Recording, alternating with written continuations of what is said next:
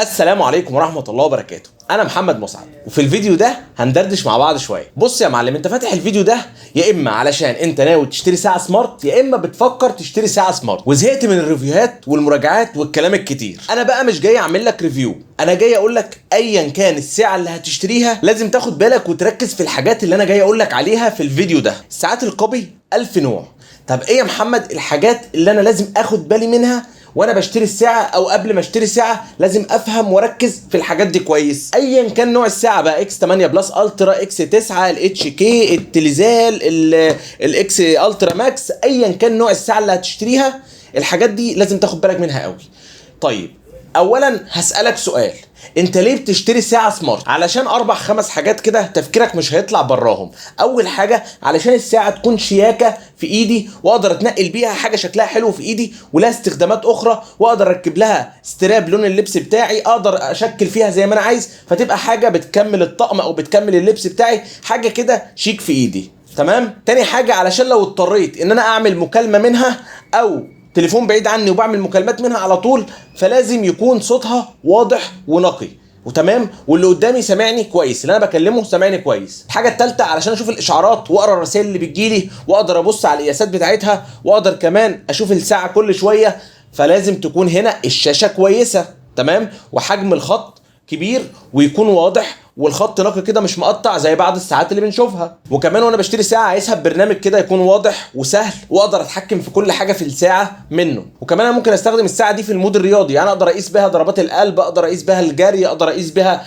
واشوف البوصله، فعايز حاجه تكون القياسات بتاعتها دقيقه. هي دي الحاجات اللي انت بتجيب ساعه علشانها، مش هتخرج براها. نبدا من اول حاجه وهي شكل وشياكه الساعه في ايدي. تمام؟ دي بترجع لجوده تصنيع الساعه والاكسسوارات اللي بتركب عليها. انا مثلا ما ينفعش اجيب ساعه الحواف بتاعت الشاشه بتاعتها كبيره، ما ينفعش اجيب ساعه لما اجي اركب الاستراب بتاعها يكون في فراغ بين الاستراب وبين الساعه، يكون شكلها وحش. ما اجيبش ساعه الاستراب بتاعها او لون الساعه يبقى باهت، الاستراب اجي اركبه في الساعه مره ولا اتنين يقشر معايا، الساعه ممكن لو جه عليها نقطه ميه لونها يتغير، يكون جوده التصنيع في الساعه في كده بابلز، في فراغات. ما اجيبش ساعه اللوك بتاع الاستراب بتاعها يكون بلاستيك يتكسر معايا بسرعه. دي الحاجات بقى اللي لازم اخد بالي منها من موضوع الشكل وجوده التصنيع. نخش على تاني حاجه وهي جوده المكالمات او جوده الصوت بتاعه الساعه.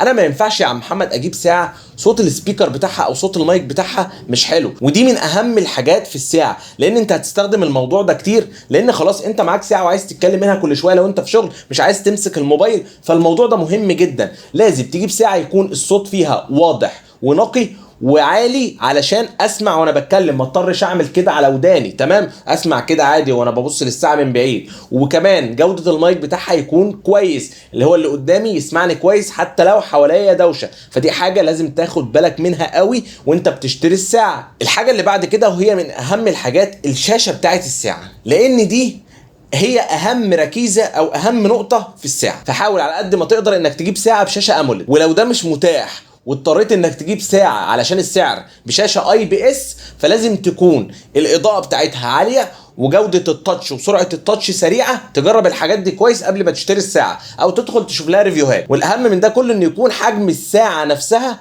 واخد الفريم بتاع الساعه كله، يكون مفيش حواف كبيره بين الساعه وبين الشاشه نفسها، لان ده برضه هيفرق معاك في الاستخدام. ويكون الكلام واضح كده وشكل الخط عريض بالذات في اللغه العربيه، ما يكونش مقطع زي معظم الساعات اللي احنا بنشوفها في السوق. نيجي بقى للنقطه اللي بعد كده وهو البرنامج اللي بتشتغل عليه الساعه. ده السوفت وير بتاع الساعه اللي هو اصلا من اهم الحاجات. السوفت وير او البرنامج اللي بتشتغل عليه الساعه ده بفلوس، فلو هي شركه محترمه، الشركه المصنعه للساعه شركه محترمه وشركه عاليه وعامله لك حاجه كويسه، هتروح تشتري برنامج او تشتري سوفت وير من شركه السوفت وير كويس، هتشتري برنامج اعلى حاجه عشان تبين برضو الساعه بتاعتها اللي هي مكلفه عليها. فانا هقول لك على برنامجين ما تخرجش براهم، سيبك بقى من البرامج اللي تحت بير السلم. البرنامجين اللي هقول لك عليهم دول هما اغلى برنامجين، احسن برنامجين ممكن تشتغل عليهم وتربط عليهم اي ساعه الترا. تمام؟ فلو الساعه ما بتشتغلش ببرنامج من البرنامجين دولت، انا بنصحك نصيحه فكك منها.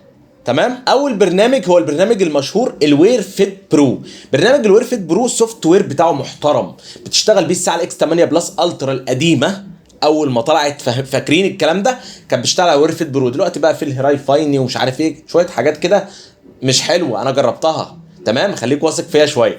تمام. بتشتغل عليه الاكس 9 الترا، بتشتغل عليه الاتش كي 8 برو ماكس، بتشتغل عليه الاتش 9 الاتش كي 9، بتشتغل عليه التليزيل، بتشتغل عليه الاكس 8 الترا ماكس. كل الساعات الاصليه بتشتغل على برنامج الوير فيت برو. طب لو الساعه من فئه اعلى شويه، من براند معروف، زي براند اكس او، زي براند ايرلدوم، بتشتغل على برنامج اسمه الار دي فيت، من احسن البرامج اللي اشتغلت عليها.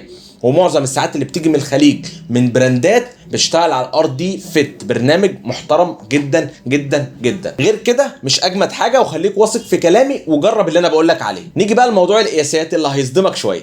القياسات اللي هي درجه حراره الجو، نبض القلب، مش عارف المود الرياضي، البوصله. بص يا معلم، عمرك ما هتجيب ساعه كوبي وهتلاقي فيها القياسات دقيقه بنسبه 100%، ولا بنسبه 90%، ولا بنسبه 85%.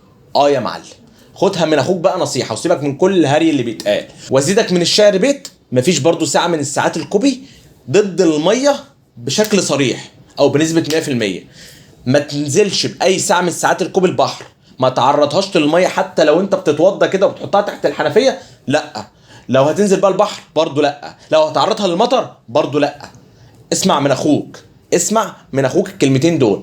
طب ايه يا عم محمد، امال ضد الميه واي بي 67 ومش عارف ايه؟ لا يا معلم، ضد التعرق. لو شويه ميه سطحيه مش هيعملوا حاجه، تحت على جلدك او فوق الساعه جه عليها شويه ميه سطحيه مش هيعملوا حاجه. لكن لو ميه بزياده هيتخللوا او هيدخلوا من الفتحات بتاعت الساعه، اللي هي فتحه المايك وفتحه السبيكر، هتلاقي حصل معاك مشكله والساعه باظت.